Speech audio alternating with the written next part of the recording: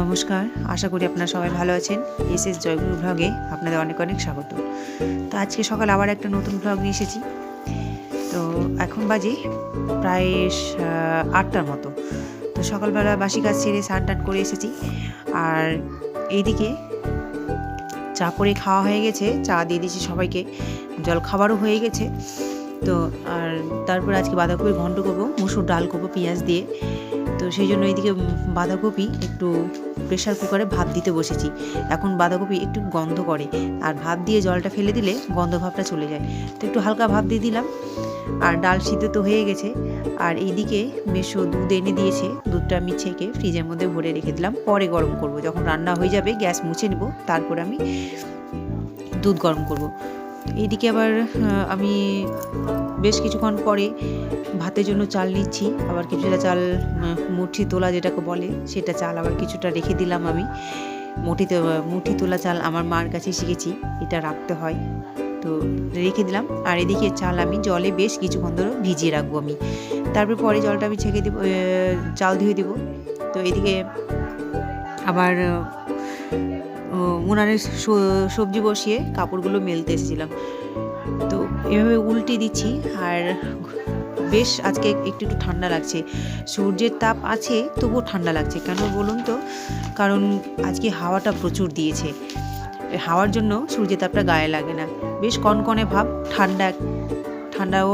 ঠান্ডা কনকনে ভাব।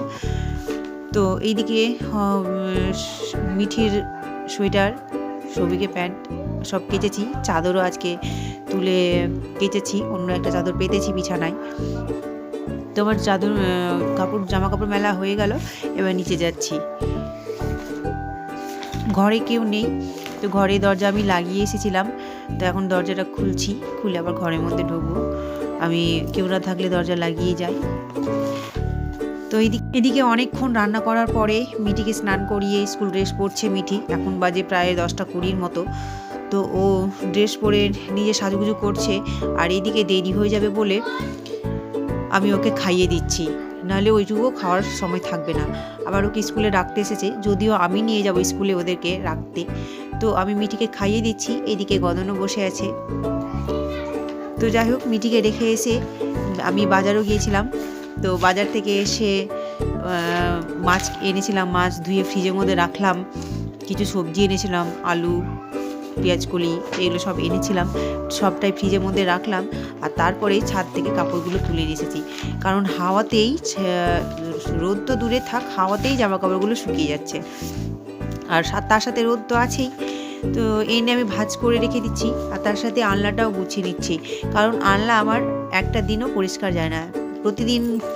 প্রত্যেকটা দিন আমি আলনা ভাঁজ সুন্দর করে রাখলেও আমার মেয়েটা একটা চঞ্চল, ও ঠিকঠাকভাবে কোনো জিনিস রাখে না। তো আমি এইভাবে সুন্দর করে সাজিয়ে রেখে দিলাম আলনাটা, জামা কাপড়গুলো।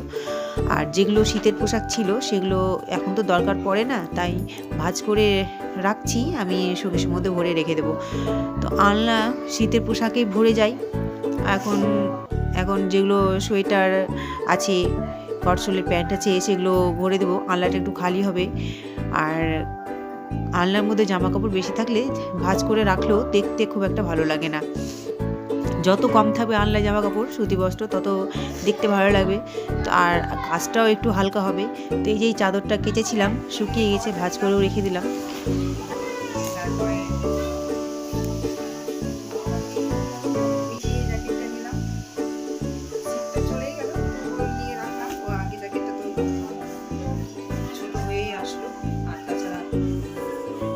খারাপ হয়ে গেছে, তো এটা নিচে চলে দিলাম।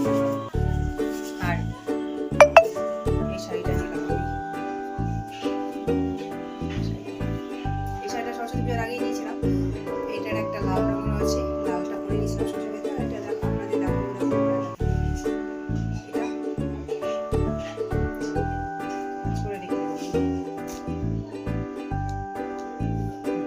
তো খাওয়া দাওয়ার পরে, বাসন ধোয়ার পরেই কিছুক্ষণ পরে জল এসেছে। আর এইদিকে যে বোতলগুলোতে আমি জল ভরে রাখতাম, আর মিঠি ছোটো ছোটো বোতলে যেগুলোতে জল খাই, সেগুলো বেশ একটু নোংরা নোংরা ভাব আছে। তো জলের বোতলে দেখবেন জল রাখলে 1 সপ্তাহ পরেই দেখবেন ভিতরটা কেমন একটা মানে কেমন একটা লাগে, খারাপ লাগে। তো তাই আমি সার্ফে জল দিয়ে ভালো করে ধুয়ে নিচ্ছি, ভিতরে স্কচব্রাইট দিয়ে সার্ফে জল দিয়ে ভালো করে ডলে ডলে ভিতরে পরিষ্কারগুলো করে নিচ্ছি। আর যেগুলো বোতলের মুখি আছে সেগুলো ব্রাশ দিয়ে ভালো করে কচলিয়ে পরিষ্কার করে নিচ্ছি, নোংরাগুলো ব্রাশ দিয়ে ধুয়ে নিচ্ছি। তো দেখতে ভালো লাগছে, ঝকঝক চকচক করছে বোতলগুলো। তো আমার স্কচব্রাইট দিয়ে মাজা হয়ে গেছে, এখন জল দিয়ে পরিষ্কার করে ধুয়ে নিচ্ছি আর তারপরে কলতলায় গিয়ে ভালো করে ধুয়ে নেবো। তো এখন বোতল থেকে জল নিয়ে ঝাঁকি ঝাঁকি ধুচ্ছি যেন সাদা সাদা আর ভাবগুলো চলে যায় সেই জন্য। শুভ সন্ধ্যা। আমি এখন রাতে খাবার বসালাম, ভাত। তো আমি চালটা ধুয়ে নিচ্ছি আর চোখে ঘুম ঘুম লেগে আছে, কারণ আমি কিছুক্ষণের জন্য একটু বিছানায় শুয়েছিলাম, এরই মধ্যে একটু ঘুম চলে এসেছিলো। তো রাতে খাবার করতে হবে, তো এই ভেবে আমি আবার উঠে পড়লাম, দিয়ে চাল দিয়ে ভাত বসিয়ে দিলাম উনানে। তো আজকের মতো ব্লগটা এখানে শেষ করছি। আপনারা ভালো থাকবেন, সুস্থ থাকবেন। এই ব্লগটা যদি আপনাদের ভালো লেগে থাকে তাহলে একটা লাইক, কমেন্ট, শেয়ার এবং দয়া করে অবশ্যই একটু সাবস্ক্রাইব করে দেবেন। নমস্কার।